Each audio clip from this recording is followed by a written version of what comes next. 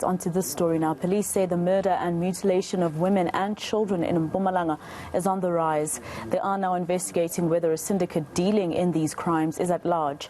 Over the weekend, the body of 6-year-old Bontle Mashiyane was found almost a month after she went missing. 5 suspects have been arrested. Let's cross live now to Pule Letshwiti-Jones, who is covering that story for us. Pule, police saying that they're growing increasingly concerned, but I also believe community members took matters into their own hands, allegedly finding the culprits? Definitely, and the kind of message we're getting from the police officials is that they were working hand in hand with community members, and subsequently this led to their what one would call successful prosecution of these suspects, who have now appeared before the court on allegations of having killed and raped, and of course being in possession of the body parts that they were dumped of the 6-year-old Bontle somewhere just 2 kilometers away from her home. And while this is the case, police are saying they are concerned about what has happened. They believe that this is a growing pattern or modus operandi that's developing in this community here in Mpumalanga. And what that has done now is that it has caused terror and fear in this community. What we saw were residents taking the law into their hands, and they know who these alleged culprits are. They then went to go burn and torch their homes. And yesterday we went there to actually go see how badly these homes were torched. And yeah, it was quite terrible, because the 2 accused who were alleged to have killed the 6-year-old Bontle are neighbors to the family of the 6-year-old child. So that's quite devastating. And we had the opportunity to actually speak to the family yesterday, and they were completely heartbroken and torn apart. But I just want you to listen to what the police had to say regarding this incident. Concerned in the province as well, that you know, we often find people killed and then with body parts missing, and as a result, I just spoke to our Deputy Provincial Commissioner responsible for detective services now. He's one of the members of SAPS in the province who underwent the training, the occult training, and he's very much clued up in terms of that. And I know for sure that there are other, you know, detectives within the province that that have that particular knowledge. Look, this means that we are concerned about it, but at the same time, we give it a necessary attention that is needed, and we hope with their expertise and knowledge, they will be able to see if indeed these mutilated bodies that we get, there's a possibility of a market somewhere else. So they will be able to give us a clear direction in terms of what must be done. Pule, are police investigating whether or not there's a syndicate at large? Well, what they're saying is that for now they cannot reveal the investigations and context of the merits of the case, but they're of the view that these patterns being similar in this community, there could be a syndicate at large operating in these kind of heinous crimes, where we're seeing body parts of little children and women being mutilated and dumped in some of these shady areas that they were found.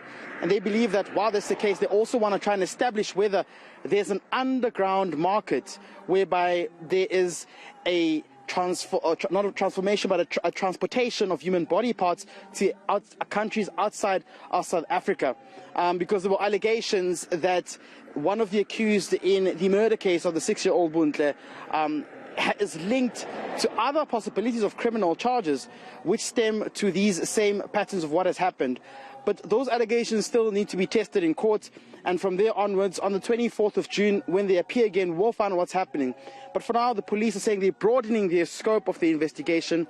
They want to try and find out who else could be a syndicate in these criminal activities that are taking place, because they believe that the trafficking of human body parts is something that has become rife in the last couple of months in this province and is spiraling out of control. Let's just take a listen to what the provincial spokesperson of the police in the province had to say. We can't say there's a syndicate or there's no syndicate for now, but it's safe to say for sure there's a market for these parts. The mere fact that somebody is being killed and parts being taken from the body of that particular person, it means that they're being taken somewhere else. What need to be perhaps be the direction that we should take now is to find out if there's a market. When if we find out there's a market, we need to close that particular market. We are not sure if the market is outside the country or within the country. But the fact remains that we need to stop this kind of brutality where people are being killed for body parts. And hence, our Deputy Provincial Commissioner responsible for detective services has got knowledge about it, and he is definitely going to work hand in hand with the detectives that report to him, that they've got knowledge about it. And it's safe to say that, look, at the same time, if you look at it, most people that we found being killed, the women and children, which at the end of the day, it goes on the side of the gender-based violence, whereby our provincial commissioner is very much harsh on that one, to say that we don't have to leave any stone unturned when coming to anything that has to do with the ill treatment of women and children. And Pule, you know, at the end of the day, there's a 6-year-old little girl who lost her life a month ago, or whenever they decided to kill her. Have you spoken to her family, her neighbors? You know, if you have, what do they say about this?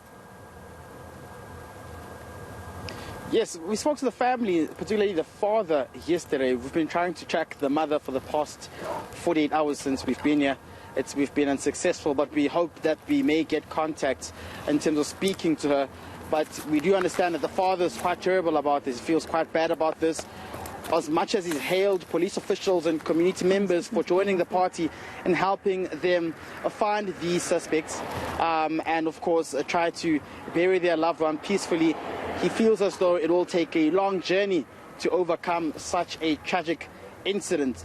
But what's important as well, we understand that what has come out of the court yesterday is that the state has opposed bail for the 5 accused, citing that their lives could be in danger if they come back to the community. Because when we speak to some of the residents in this area, what they're saying is that they will be taking the law into their hands and they will retaliate against these suspects if they were to see them back in the streets. So you can get to that sense of idea, Maseko, that this is something that has become quite dangerous for them. As much as they've been on the wrong side of the law, the police believe that the law needs to take its course and that justice must prevail for the family to find comfort and for the accused who've been alleged to have done these heinous crimes to be prosecuted and to get jail time. All right, Pule Letshwiti-Jones in Mpumalanga. Let's leave it there for now.